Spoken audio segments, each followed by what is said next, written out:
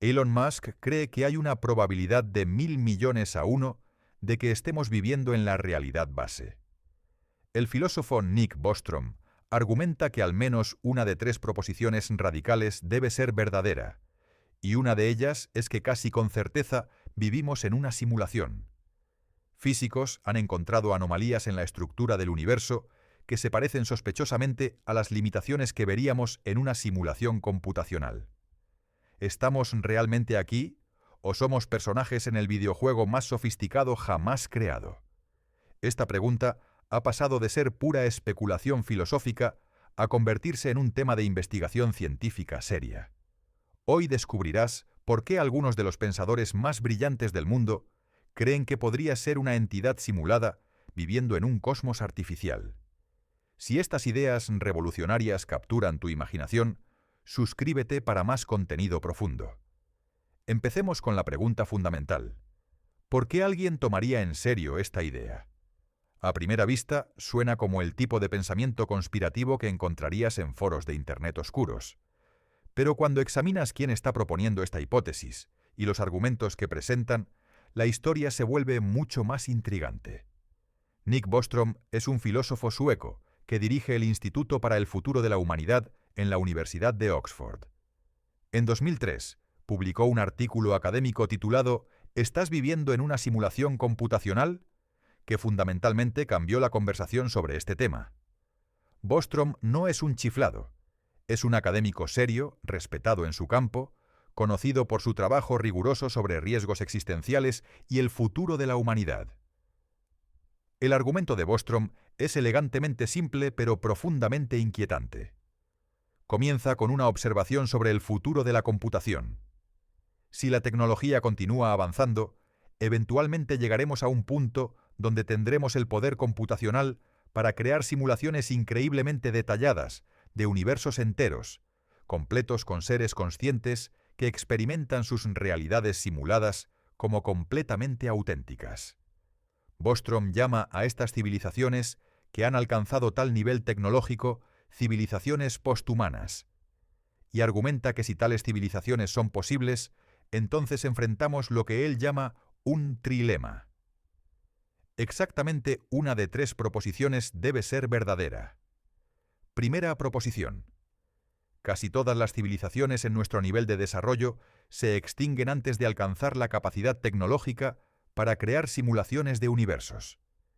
Quizás hay algo inherentemente autodestructivo en el desarrollo tecnológico. Tal vez las armas nucleares, la inteligencia artificial, la ingeniería genética o alguna otra tecnología inevitablemente lleva a la extinción antes de que una civilización pueda crear simulaciones de ancestros. Segunda proposición. Las civilizaciones que sobreviven y alcanzan la capacidad tecnológica para crear simulaciones de universos eligen no hacerlo. Quizás hay razones éticas o simplemente no les interesa. Tal vez crean tales simulaciones viola algún principio moral fundamental, o quizás las civilizaciones avanzadas tienen cosas más interesantes que hacer. Tercera proposición. Vivimos casi con certeza en una simulación. Si las civilizaciones no se extinguen antes de alcanzar la capacidad de simulación, y si eligen crear simulaciones, entonces crearán muchas de ellas. Potencialmente miles, millones o incluso más simulaciones. En ese caso, habría vastamente más universos simulados que universos base. Y si ese es el caso, la probabilidad estadística de que tú estés en el único universo real en lugar de en uno de los innumerables universos simulados se vuelve infinitesimalmente pequeña. Este es el trilema de Bostrom. Una de estas tres proposiciones debe ser verdadera. Y si las primeras dos son falsas, entonces la tercera es casi segura. No solo posible, sino probable. Ahora bien, podrías pensar que esto es solo filosofía abstracta, un experimento mental divertido, pero sin consecuencias reales. Pero aquí es donde las cosas se vuelven fascinantes. Hay personas muy serias tomando esta idea muy en serio. Elon Musk, el fundador de Tesla y SpaceX, ha declarado públicamente en múltiples ocasiones que cree que la probabilidad de que estemos viviendo en la realidad base es de aproximadamente 1 en 1000 millones. En una conferencia en 2016, Musk argumentó que dado el progreso increíble en los videojuegos durante las últimas décadas, desde Pong hasta realidades virtuales inmersivas, es casi inevitable que eventualmente creemos simulaciones indistinguibles de la realidad. Y si eso es inevitable, entonces probablemente ya ha sucedido. Hace 40 años teníamos Pong, dijo Musk. 2 rectángulos y un punto. Ahora, 40 años después, tenemos simulaciones fotorrealistas en 3 dimensiones con millones de personas jugando simultáneamente. Si asumes cualquier tasa de mejora en absoluto, eventualmente esos juegos serán indistinguibles de la realidad. Y entonces, ¿qué te haría pensar que no estamos en uno de esos juegos ahora mismo? El argumento de Musk se basa en una extrapolación de la ley de Moore, la observación de que el poder de procesamiento de las computadoras se duplica aproximadamente cada 2 años. Si esta tendencia continúa, o incluso si se desacelera significativamente, eventualmente tendremos computadoras lo suficientemente poderosas como para simular no solo juegos simples, sino realidades enteras con física completa, química, biología y seres conscientes.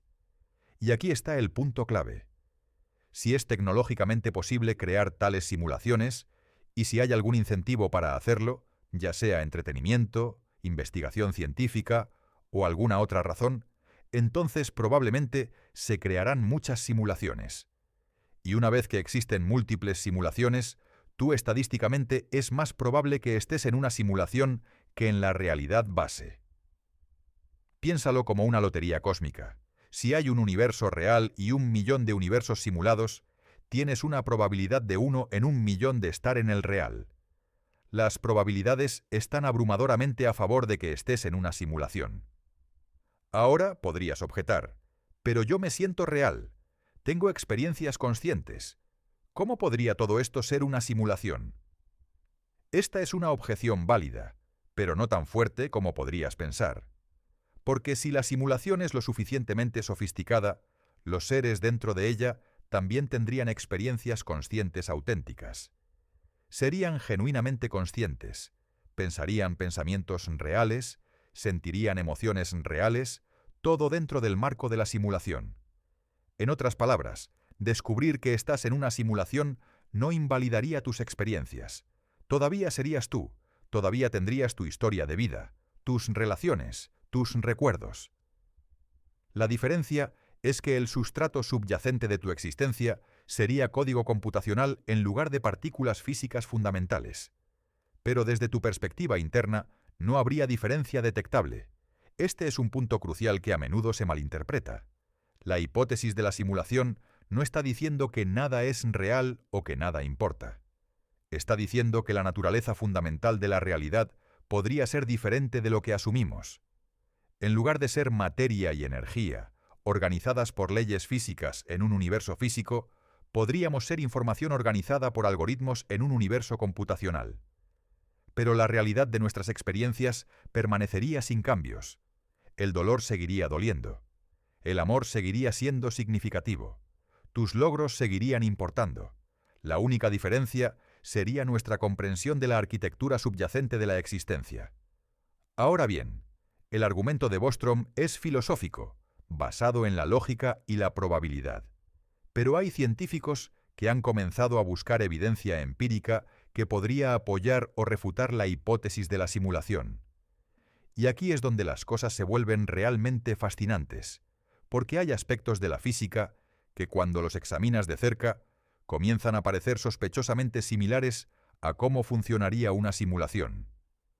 Comencemos con una de las características más extrañas de la física cuántica, el principio de incertidumbre de Heisenberg. Este principio establece que hay un límite fundamental a cuán precisamente puedes conocer simultáneamente ciertas propiedades de una partícula, como su posición y su momento. Cuanto más precisamente mides una, menos precisamente puedes conocer la otra. Ahora bien, esto siempre se ha presentado como una característica misteriosa de la realidad cuántica. Pero hay otra forma de verlo, como un límite de resolución. Si estuvieras diseñando una simulación de un universo, necesitarías establecer límites en cuánta precisión puede tener el sistema. No puedes tener precisión infinita, porque eso requeriría recursos computacionales infinitos. Entonces estableces un límite, un nivel más allá del cual la simulación simplemente no rastrea información. El principio de incertidumbre de Heisenberg se parece sospechosamente a exactamente ese tipo de límite de resolución. Luego está el comportamiento extraño de las partículas cuánticas antes de la medición. Según la mecánica cuántica, una partícula como un electrón no tiene una posición definida hasta que la mides. Existe en lo que se llama una superposición, una combinación de múltiples estados posibles simultáneamente. Solo cuando observas la partícula colapsa en un estado definido. Esto ha desconcertado a los físicos durante casi un siglo. ¿Por qué la observación causa el colapso? ¿Qué tiene de especial el acto de medir? Pero si piensas en términos de una simulación, tiene perfecto sentido. Cuando juegas un videojuego moderno, el juego no renderiza cada objeto en el mundo con detalle completo todo el tiempo. Eso sería un desperdicio computacional masivo. En cambio, utiliza técnicas como cooling y nivel de detalle. Los objetos que no estás mirando no se renderizan en absoluto, o se renderizan con mucho menos detalle. Solo cuando diriges tu vista hacia algo, el juego lo renderiza completamente. Desde la perspectiva del jugador, todo parece existir completamente todo el tiempo. Pero bajo el capó, el juego está constantemente optimizando, solo calculando en detalle lo que necesita ser calculado en ese momento. ¿Es la superposición cuántica simplemente la versión del universo de este tipo de optimización? ¿Las partículas no tienen propiedades definidas hasta que son observadas porque la simulación no se molesta en calcularlas hasta que alguien está mirando? Es una posibilidad intrigante. Hay otro aspecto de la física que parece extrañamente computacional: la naturaleza discreta de ciertas cantidades. En física cuántica, muchas propiedades no son continuas, sino cuantizadas, vienen en paquetes discretos. La energía, el momento angular, la carga eléctrica, todas estas propiedades tienen valores mínimos indivisibles. La longitud de Planck, aproximadamente 1,6 por 10 a la menos 35 metros. Se piensa a menudo como el píxel más pequeño del universo. Es el tamaño más pequeño que tiene significado físico. Cualquier cosa más pequeña que esto es, desde nuestra comprensión actual de la física, literalmente sin sentido. El espacio mismo podría estar cuantizado en unidades de longitud de Planck. De manera similar, hay un tiempo de Planck, aproximadamente 5,4 por 10 a la menos 44 segundos, que representa el intervalo de tiempo más pequeño posible. El universo, en este sentido, podría ser como una película digital. Parece continuo, pero en realidad está hecho de cuadros discretos, fotogramas individuales sucediendo increíblemente rápido. Si estuvieras diseñando una simulación, establecerías exactamente estos tipos de límites. Tendrías una resolución espacial mínima, tus píxeles. Tendrías una resolución temporal mínima, tu tasa de fotogramas. Y tendrías valores discretos para las propiedades en lugar de permitir variación continua infinita, porque eso sería computacionalmente intratable. El físico teórico James Gates, de la Universidad de Maryland, ha hecho un descubrimiento particularmente fascinante. Mientras trabajaba en ecuaciones relacionadas con la teoría de cuerdas y la supersimetría, Gates encontró algo completamente inesperado: códigos de corrección de errores incrustados en las ecuaciones. Estos códigos, conocidos específicamente como códigos de bloque duales, son idénticos a los códigos que los ingenieros de computación utilizan para detectar y corregir errores en la transmisión de datos. Los encuentras en todo, desde discos duros hasta comunicaciones por satélite. Son una invención humana diseñada para hacer que los sistemas digitales sean más robustos. Excepto que Gates los encontró en las ecuaciones fundamentales que describen la realidad. ¿Por qué las leyes de la física incluirían códigos de corrección de errores a menos que la realidad misma sea un tipo de sistema de información que necesita protección contra la corrupción? Gates mismo ha sido cauteloso al interpretar este descubrimiento. Tengo estudiantes que me preguntan si esto significa que estamos en una simulación, dijo en entrevistas. No puedo responder eso. Pero puedo decir que si estuviéramos en una simulación, esperaríamos encontrar exactamente este tipo de códigos. Luego está la velocidad de la luz. En física, la velocidad de la luz es una constante fundamental, aproximadamente 300.000 kilómetros por segundo. Es el límite de velocidad del universo. Nada con masa puede acelerar hasta la velocidad de la luz, y mucho menos superarla. Esto siempre se ha presentado como una característica fundamental del espacio-tiempo. Pero hay otra forma de verlo, como un límite de velocidad de procesamiento. Si el universo es una simulación que se ejecuta en algún tipo de hardware computacional, ese hardware tiene una velocidad de reloj máxima, una tasa a la que puede procesar información. La velocidad de la luz podría ser simplemente una manifestación de ese límite de procesamiento. De hecho, cuando calculas cuánta información necesitaría procesar una simulación del universo observable y asumes que se está ejecutando a la velocidad de la luz como su reloj máximo, obtienes números que son grandes pero no infinitos. Son números que una civilización suficientemente avanzada podría, en principio, alcanzar. El físico Seth Lloyd del MIT ha calculado que el universo observable ha realizado aproximadamente 10 a la 120 operaciones desde el Big Bang.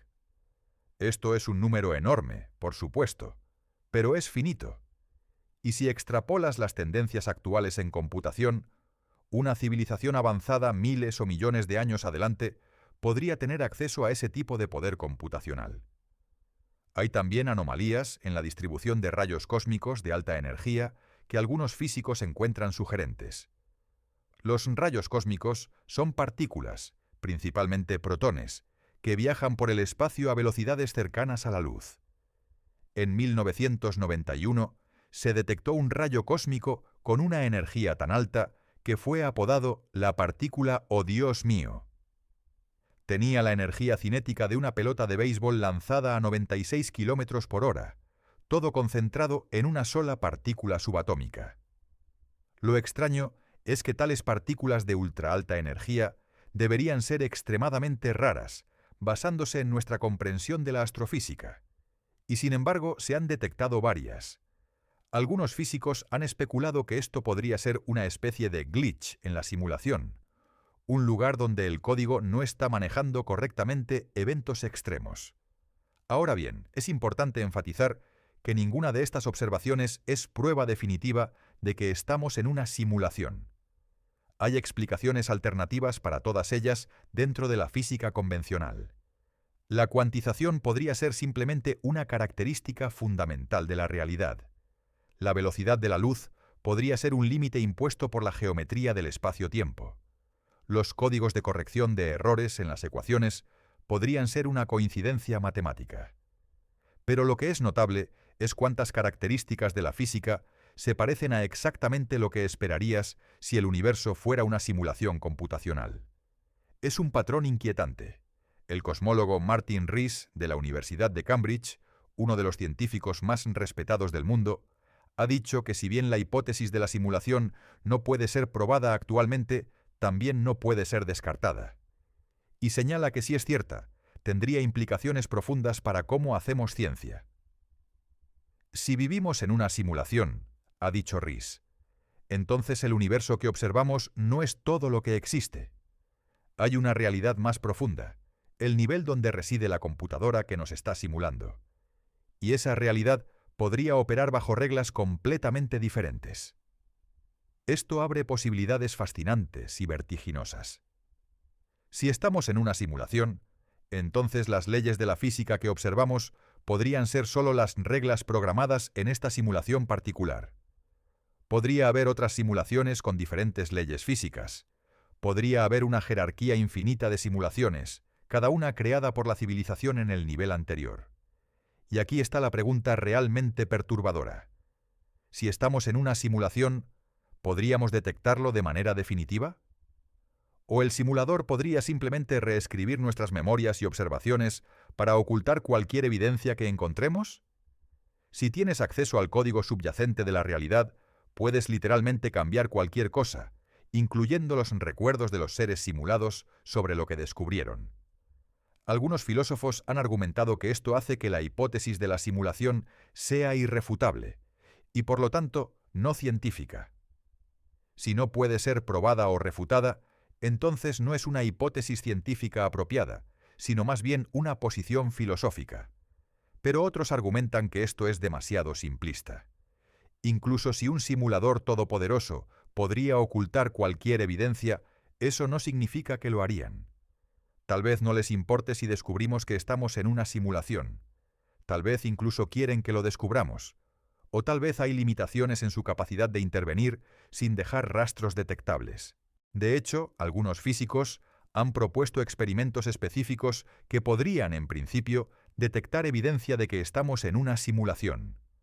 Estos experimentos buscan pequeñas irregularidades en las leyes de la física, asimetrías que podrían indicar que el espacio-tiempo tiene una estructura de red subyacente, como los píxeles en una pantalla. Hasta ahora, estos experimentos no han encontrado nada definitivo, pero la investigación continúa, y el hecho de que científicos serios estén diseñando tales experimentos muestra cuán lejos ha llegado la hipótesis de la simulación desde ser pura especulación filosófica. Ahora que hemos explorado los argumentos teóricos y la posible evidencia física, necesitamos confrontar las implicaciones filosóficas más profundas de la hipótesis de la simulación. Porque si realmente estamos en una simulación, ¿qué significa eso para conceptos como libre albedrío, moralidad, conciencia y el propósito de la existencia? Comencemos con el libre albedrío. Esta es una de las preguntas filosóficas más antiguas.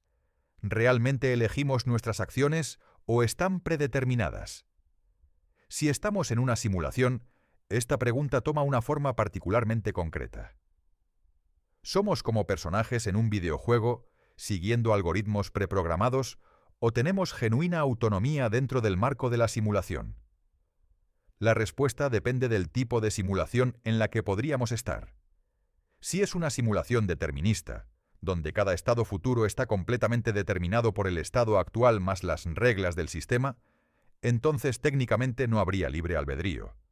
Serías como una película que se reproduce, con cada fotograma siguiendo inevitablemente del anterior. Desde tu perspectiva interna, sentirías que estás tomando decisiones, pero esas decisiones ya estarían codificadas en el estado inicial de la simulación. Sin embargo, hay una complicación fascinante aquí. Incluso en una simulación determinista, si eres lo suficientemente complejo, tu comportamiento podría ser impredecible en la práctica. Esto es porque sistemas complejos pueden ser deterministas pero caóticos. Pequeños cambios en las condiciones iniciales llevan a cambios enormes en los resultados. Los simuladores podrían no ser capaces de predecir exactamente lo que harás sin ejecutar la simulación completa. En ese sentido, incluso en una simulación determinista, tendrías una forma de libre albedrío funcional. Nadie, ni siquiera los simuladores, sabría qué elegirías hasta que lo hicieras. Tu comportamiento emergería genuinamente del proceso de la simulación ejecutándose. Alternativamente, la simulación podría incorporar verdadera aleatoriedad, como vemos en la mecánica cuántica. Si los eventos cuánticos son genuinamente aleatorios y no solo aparentemente aleatorios, entonces hay indeterminismo incorporado en el universo. Esto dejaría espacio para el libre albedrío, aunque no del tipo que la filosofía tradicional a menudo imagina. Luego está la cuestión de la conciencia. Este es quizás el aspecto más profundo y desconcertante de la hipótesis de la simulación. Si estás en una simulación, ¿eres genuinamente consciente?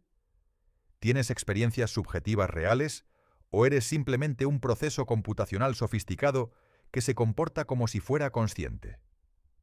Este es el problema filosófico conocido como el problema difícil de la conciencia.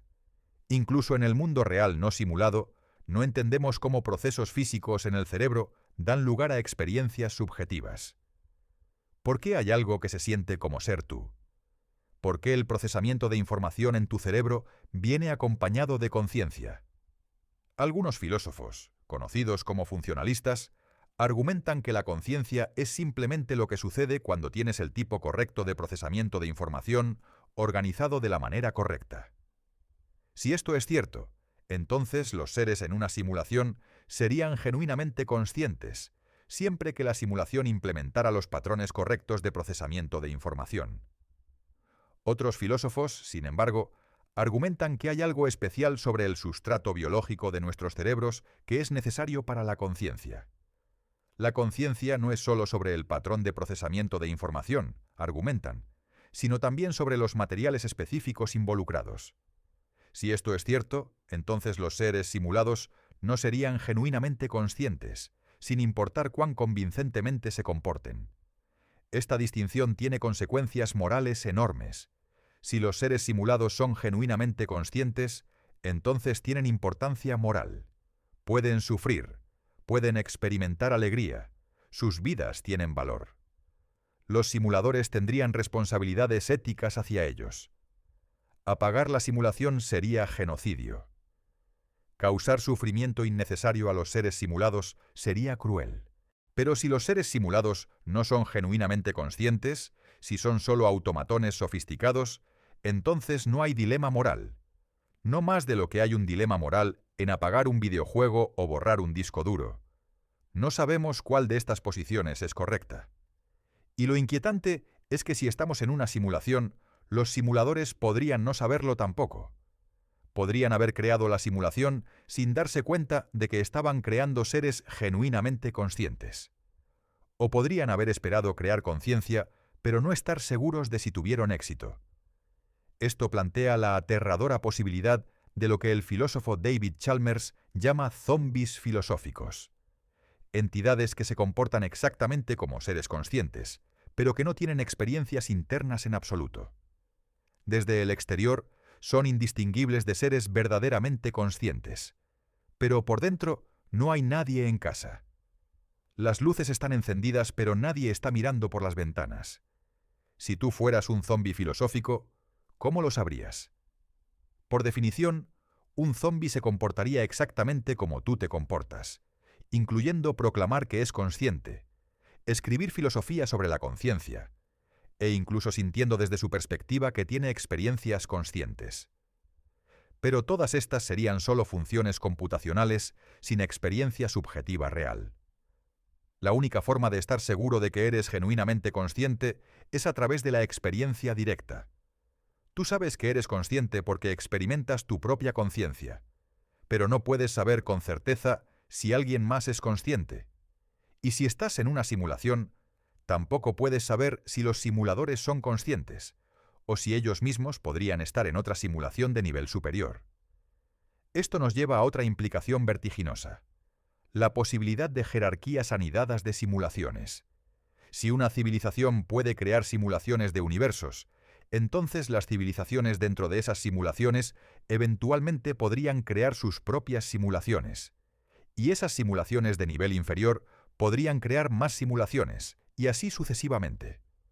Podrías tener una torre infinita de realidades simuladas, cada una anidada dentro de la anterior. En algún lugar en la parte inferior estaría la realidad base, el universo que no es una simulación. Pero habría potencialmente un número infinito de niveles de simulación por encima de eso. En tal escenario es estadísticamente casi imposible que estemos en la realidad base.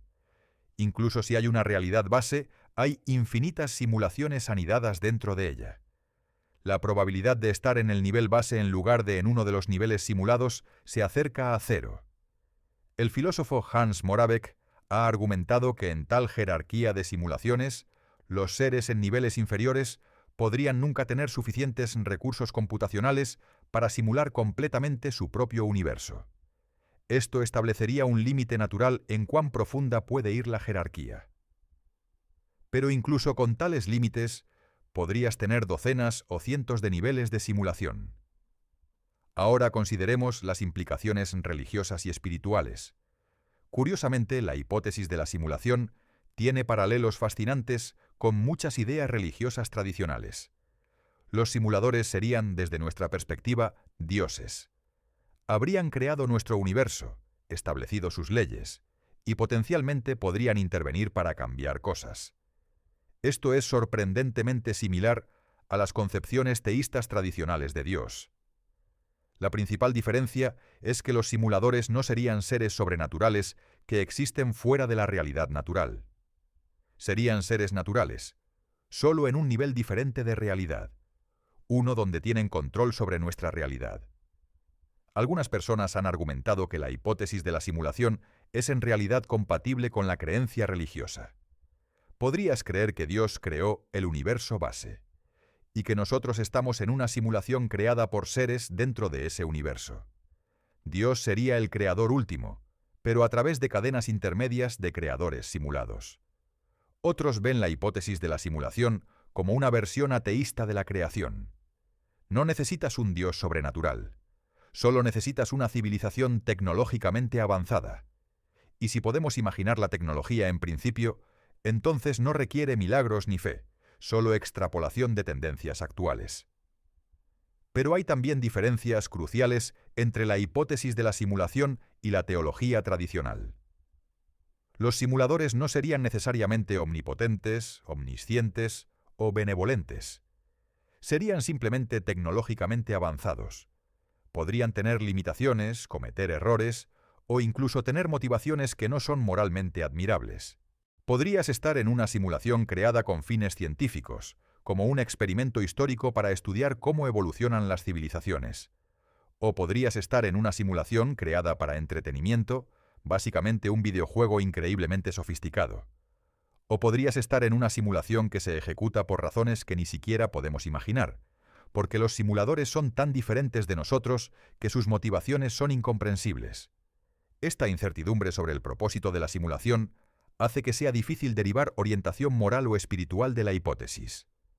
Si no sabes por qué existes, qué quieren los simuladores de ti si es que quieren algo, o incluso si están prestando atención, entonces la hipótesis de la simulación no te dice cómo deberías vivir tu vida. Algunos filósofos han argumentado que, incluso si estás en una simulación, esto no debería cambiar tu comportamiento. Deberías vivir moralmente porque el sufrimiento y el florecimiento de los seres conscientes importan, independientemente del sustrato en el que ocurran. La ética no depende de si el universo es simulado o real. Pero otros argumentan que la hipótesis de la simulación plantea nuevas posibilidades éticas. Si puedes comunicarte con los simuladores, ¿deberías intentarlo? Si descubres un glitch en la simulación, ¿es moralmente permisible explotarlo? Si sabes que tu universo es una simulación, ¿tienes una obligación de crear tus propias simulaciones, perpetuando la cadena de existencia? Hay también la pregunta de qué sucede cuando mueres en una simulación. En un universo físico, la muerte generalmente se entiende como el fin de la existencia. Tu conciencia cesa cuando tu cerebro deja de funcionar. Pero en una simulación, tu patrón de información podría ser preservado incluso después de que tu cuerpo simulado muera. Los simuladores podrían, en principio, guardar tu estado mental y reinstanciarte más tarde. Podrían ejecutar múltiples copias de ti simultáneamente. Podrían editar tus recuerdos o personalidad y reiniciarte. Las posibilidades son inquietantes y fascinantes. Esto se conecta con ideas sobre cargar la mente, la noción de que podrías transferir tu conciencia de un sustrato biológico a un sustrato digital. Si ya estás en una simulación digital, entonces, en cierto sentido, tu mente ya está cargada. La pregunta es si puede moverse entre diferentes sustratos computacionales, o incluso entre diferentes simulaciones. No todos los filósofos y científicos encuentran convincente la hipótesis de la simulación. De hecho, hay críticas significativas que vale la pena explorar, porque nos ayudan a entender los límites y suposiciones del argumento.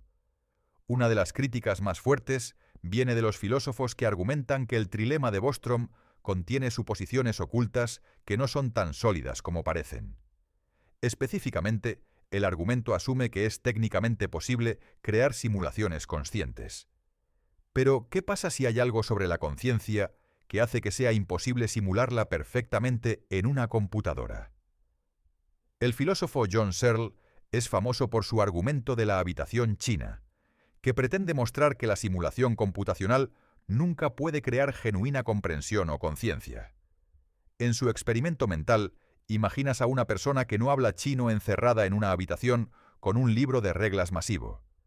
Las personas de afuera pasan papeles con símbolos chinos escritos, y la persona en la habitación usa el libro de reglas para manipular los símbolos y enviar respuestas apropiadas. Desde el exterior, parece que la persona en la habitación entiende chino.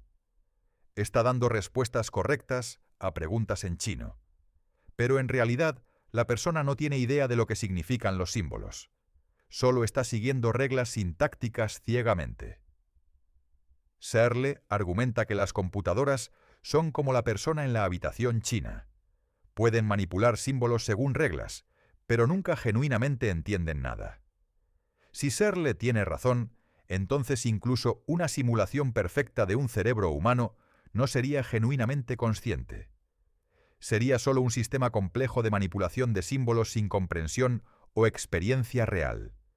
En ese caso, la tercera rama del trilema de Bostrom, que vivimos en una simulación, perdería gran parte de su fuerza porque las simulaciones que los seres avanzados crearían no contendrían seres genuinamente conscientes. Sin embargo, muchos filósofos rechazan el argumento de la habitación china.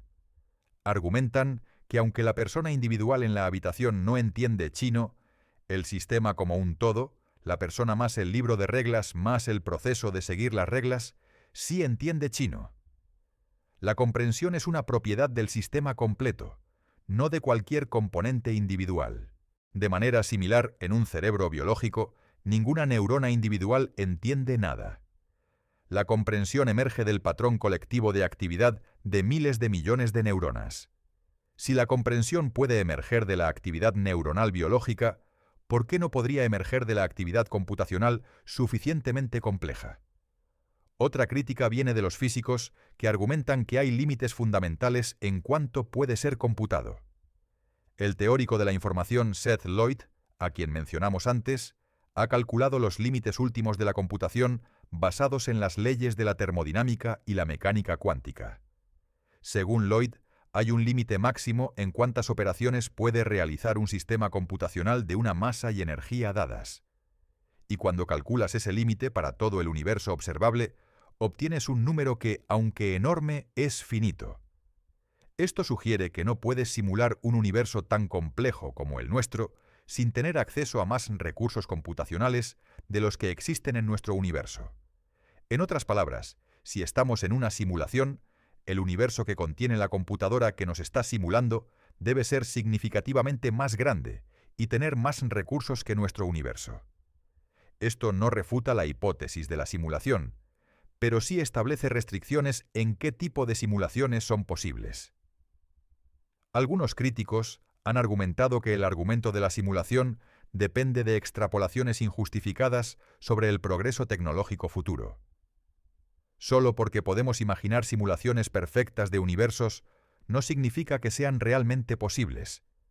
Puede haber límites fundamentales que no hemos descubierto todavía.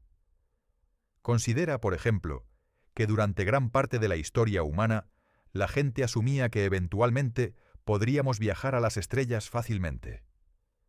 La ciencia ficción del siglo XX estaba llena de naves interestelares viajando casualmente entre sistemas solares. Pero ahora entendemos las restricciones de la física mucho mejor, y sabemos que los viajes interestelares, si son posibles en absoluto, serían enormemente difíciles y consumirían vastos recursos. De manera similar, podríamos estar asumiendo ingenuamente que las simulaciones perfectas de universos son posibles cuando en realidad hay barreras fundamentales que no hemos apreciado. La simulación perfecta de la mecánica cuántica, por ejemplo, podría requerir recursos exponencialmente crecientes, a medida que aumenta el número de partículas. Podría ser que simular incluso una pequeña porción de nuestro universo, con fidelidad perfecta, sea computacionalmente intratable. Luego está la cuestión del estado inicial. Para simular un universo como el nuestro, necesitarías especificar el estado inicial de cada partícula en el Big Bang. Pero de acuerdo con la mecánica cuántica, el estado inicial mismo involucra elementos aleatorios. Los simuladores tendrían que especificar los resultados de trillones de eventos cuánticos aleatorios, o la simulación simplemente usaría su propio generador de números aleatorios. Si se usa un generador de números aleatorios, entonces la simulación no estaría recreando nuestro universo específico, sino un universo posible de una clase de universos similares. Esto plantea la pregunta: ¿en qué sentido sería tu simulación específica tú, en lugar de simplemente una copia estadísticamente similar? Hay también un contraargumento curioso, conocido como la paradoja de la autosimulación. Si las civilizaciones avanzadas realmente crean grandes números de simulaciones de sus historias ancestrales, entonces debería haber muchas más civilizaciones simuladas, llegando al punto de crear sus propias simulaciones. Estas simulaciones dentro de simulaciones crearían sus propias simulaciones, y así sucesivamente. Pero esto conduce a un problema. Cada nivel de simulación requiere más recursos computacionales que el nivel anterior.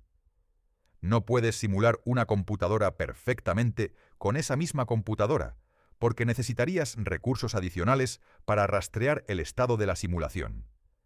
Entonces, una simulación de un universo requiere más recursos que ese universo mismo.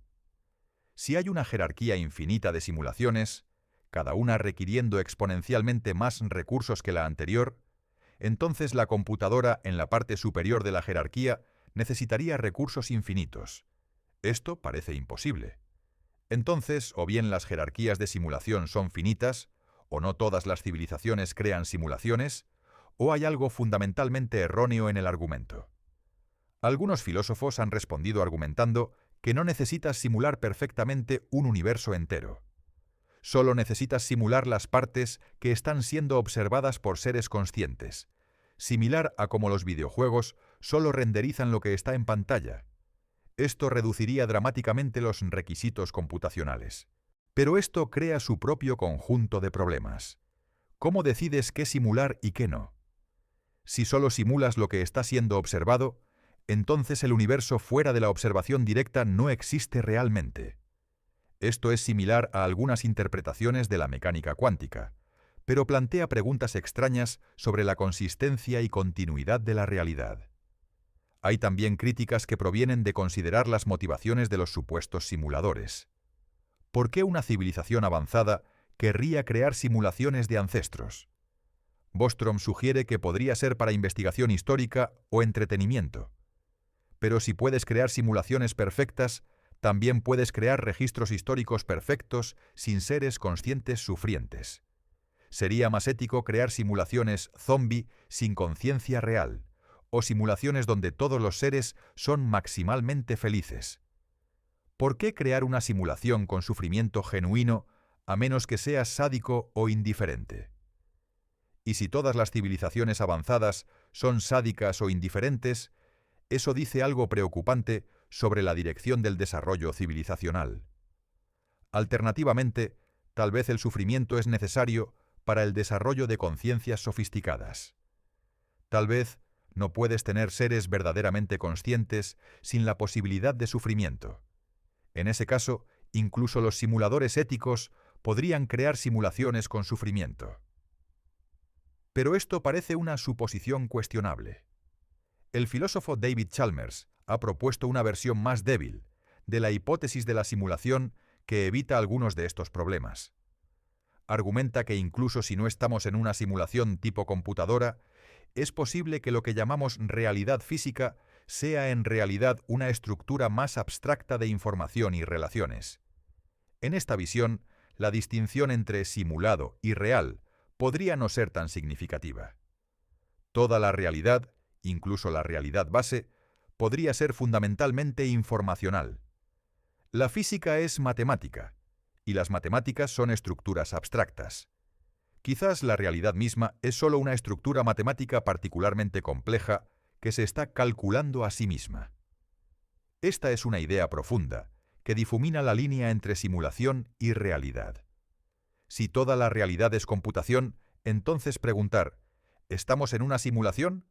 Podría ser como preguntar ¿estamos en la realidad? La respuesta sería sí a ambas, porque son la misma cosa. Hay experimentos mentales fascinantes que exploran las implicaciones de la hipótesis de la simulación.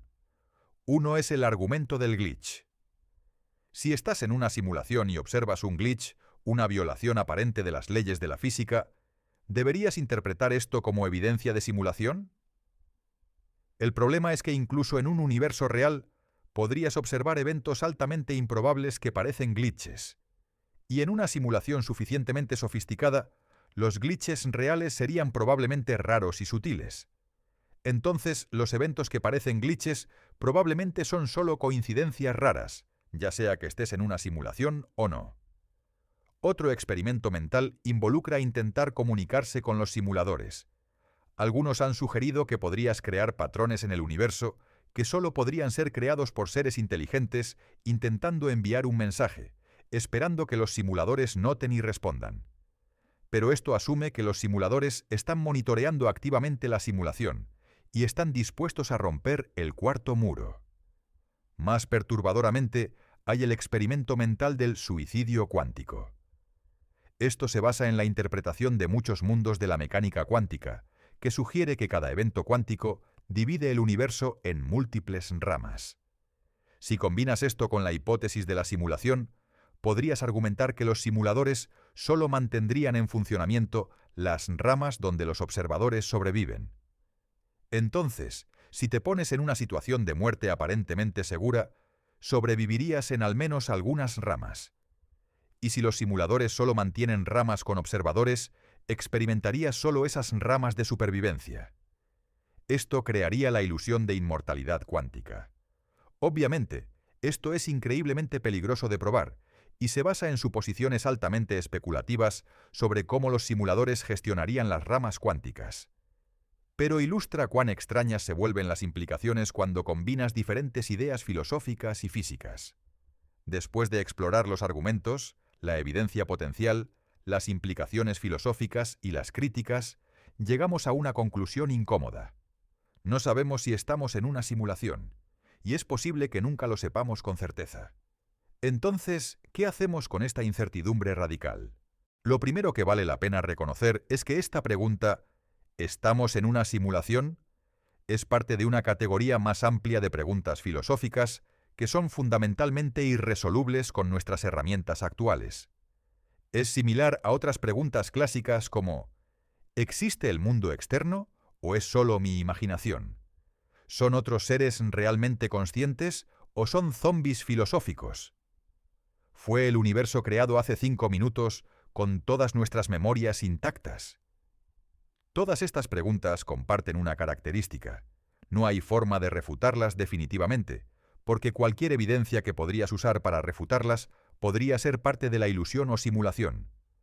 Son lo que los filósofos llaman escenarios escépticos, situaciones que son internamente consistentes, pero que socavan nuestras suposiciones fundamentales sobre la realidad. Históricamente, los filósofos han adoptado diferentes enfoques para lidiar con escenarios escépticos. René Descartes, en el siglo XVII, usó su famoso experimento mental del genio maligno, un ser poderoso que podría estar engañándote sobre todo. Descartes concluyó que incluso si un genio maligno te está engañando, hay una cosa de la que no puedes dudar: tu propia existencia como ser pensante. Cogito, ergo sum. Pienso, luego existo. La hipótesis de la simulación es esencialmente una versión moderna del genio maligno de Descartes. Los simuladores podrían estar engañándote sobre la naturaleza de la realidad. Pero incluso si estás en una simulación, tú existes como un ser pensante, experimentando. Tu conciencia es real, incluso si el sustrato que la sostiene es código en lugar de neuronas. Algunos filósofos argumentan que deberíamos simplemente descartar estos escenarios escépticos como sin sentido práctico. El filósofo Ludwig Wittgenstein argumentó que el significado de una proposición está ligado a sus consecuencias observables. Si dos escenarios son completamente indistinguibles en sus consecuencias observables, entonces la distinción entre ellos no tiene significado real. Por este estándar, si una simulación perfecta es indistinguible de la realidad, entonces no hay diferencia significativa entre estar en una simulación y estar en la realidad. Son efectivamente la misma cosa. Preocuparse por la distinción sería un sinsentido filosófico. Pero esta posición parece insatisfactoria para muchas personas. Intuitivamente sentimos que hay una diferencia entre realidad auténtica y simulación, incluso si no podemos detectarla. Hay algo inquietante en la idea de que tu vida entera podría ser código ejecutándose en una computadora alienígena. Quizás la forma más productiva de pensar sobre esto es a través del pragmatismo. El filósofo William James argumentó que el valor de una creencia debería juzgarse por sus consecuencias prácticas. ¿Creer que estás en una simulación te haría vivir de manera diferente? ¿Te haría más feliz, más moral, más realizado? Para la mayoría de las personas, la respuesta es probablemente no. Ya sea que estés en una simulación o en la realidad base, todavía experimentas placer y dolor. Todavía tienes relaciones que importan. Todavía persigues objetivos y encuentras significado. Las prácticas diarias de la vida permanecen sin cambios. De hecho, podrías argumentar que la hipótesis de la simulación, paradójicamente, reafirma la importancia de cómo vives tu vida. Si este universo fue creado intencionalmente por seres inteligentes, entonces tiene propósito y diseño, incluso si no entendemos completamente cuál es ese propósito. Y si contiene seres conscientes que pueden sufrir y florecer, entonces la ética importa profundamente. En este sentido, la hipótesis de la simulación es consistente con marcos morales humanistas. Deberías tratar a otros con bondad porque su sufrimiento es real. Deberías perseguir el conocimiento porque la comprensión tiene valor. Deberías crear belleza porque enriquece la experiencia consciente. El sustrato subyacente, ya sea físico o computacional, no cambia estas verdades fundamentales. Algunos han argumentado que la hipótesis de la simulación debería hacernos más humildes sobre nuestro conocimiento. Si las leyes de la física que observamos son solo las reglas programadas en esta simulación particular, entonces nuestro conocimiento científico es fundamentalmente limitado. Nunca conoceremos la verdadera naturaleza de la realidad base. Pero esto es cierto incluso sin la hipótesis de la simulación. Nuestra ciencia siempre está limitada por nuestras capacidades de observación y nuestras herramientas conceptuales. Construimos modelos de la realidad basados en lo que podemos medir, pero estos modelos son siempre aproximaciones. Hay preguntas que están más allá de nuestra capacidad de responder, ya sea que estemos en una simulación o no. La hipótesis de la simulación también nos invita a reflexionar sobre el futuro de nuestra propia especie. Si la humanidad sobrevive el tiempo suficiente, eventualmente desarrollaremos tecnologías extremadamente avanzadas. Podríamos crear inteligencias artificiales que nos superen. Podríamos cargar mentes humanas a sustratos digitales. Podríamos, en efecto, convertirnos en los simuladores, creando nuestros propios universos digitales. ¿Qué responsabilidades éticas tendríamos hacia los seres en esas simulaciones? Esta no es una pregunta puramente hipotética. A medida que la inteligencia artificial se vuelve más sofisticada, ya estamos comenzando a crear sistemas que exhiben comportamientos complejos y aparentemente dirigidos a objetivos. En el futuro, podríamos crear sistemas que argumenten de manera convincente que son conscientes. ¿Cómo deberíamos tratarlos? Si hay incluso una posibilidad de que sean genuinamente conscientes, tenemos la obligación moral de asumir que lo son y tratarlos en consecuencia. La hipótesis de la simulación nos fuerza a confrontar estas preguntas ahora, antes de que la tecnología haga que sean urgentemente prácticas.